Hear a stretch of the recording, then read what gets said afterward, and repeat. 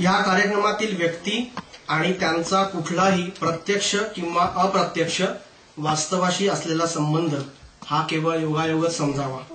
जरी तसा नसल्यास आणि तशी शंका आली असल्यास सुद्धा तेव्हा कृपया राग मानून इथे सू करू नये. सू करू नये म्हणजे अमेरिकन पद्धतीप्रमाणे सू म्हणजे कोर्टात क्लेम किंवा केस करू नये.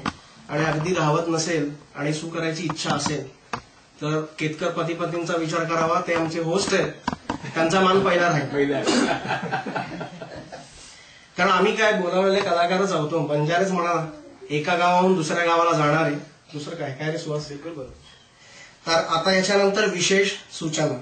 कृपया आपापले मोबाईल्स स्विच ऑफ किंवा सायलेंट मोडवर न ठेवता आहेत तसेच राहू द्या. हा आमचा ह्युस्टन मधला पहिलाच कार्यक्रम असल्यामुळे आम्हाला तुमचा मान नक्कीच राखला पाहिजे. कदाचित तुम्ही फोन घेतलात कार्यक्रम सुरू असताना आणि समोरून कोणीतरी विचारलं की बाबा काय चालू आहे रे, तर तेवढीच आमची प्रसिद्धी. म्हणून हे सगळं, दुसरं काही नाही.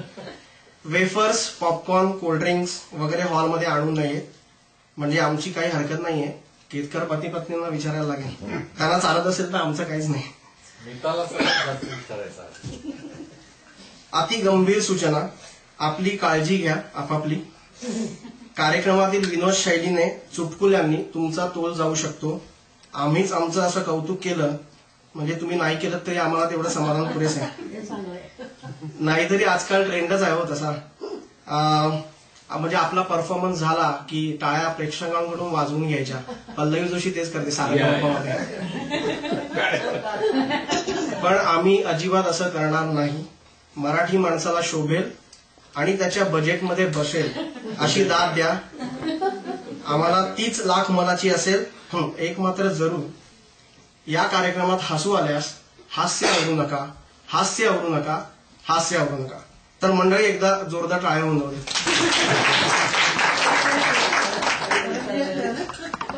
तर मित्र, आता थोडंसं कार्यक्रमाविषयी आणि आमच्याविषयी. आम्ही इथं तिघही जे कलाकार, म्हणजे मी स्वतःला या बाबतीत कलाकार म्हणत नाही, माझी पहिलीच वेळ आहे. तर स्मिता केतकर, निशाद कांदेरे आणि सुहास देशपांडे आम्ही हा कार्यक्रम थोडासा अमेरिकन क्रेडिट हिस्ट्री प्रमाणे सादर करणार आहोत. म्हणजे एक्झॅक्टली काय, तर अमेरिकन हिस्ट्री, क्रेडिट हिस्ट्री म्हणजे काय, तर स्मिता केतकर इथे बरेच वर्ष राहतात. मी इथे आत्ता 1.5 वर्ष होत आले, त्याच्यामुळे माझी क्रेडिट हिस्ट्री आता हळूहळू बिल्ड होते. सुहास 6 महिनेच झालेत, त्याला त्याची क्रेडिट हिस्ट्री जवळजवळ नाहीच आहे. तर आता आम्ही दोघं क्रेडिट हिस्ट्री म्हणजे आम्ही कुठलं क्रेडिट वापरणार आहोत, तर माझे काका कवी श्री पद्माकर कुलकर्णी यांच्या एक 3-4 कविता मी वाचून दाखवणार आहे आणि स्मिता काकू एक कविता त्याच्यातली वाचणार आहे. पण म्हटल्याप्रमाणे सुहासची क्रेडिट हिस्ट्री काही नाही, तेव्हा तो त्याचं शब्दरूपी किंवा कवितारूपी भांडवल आपल्यासमोर ठेवणार आहे.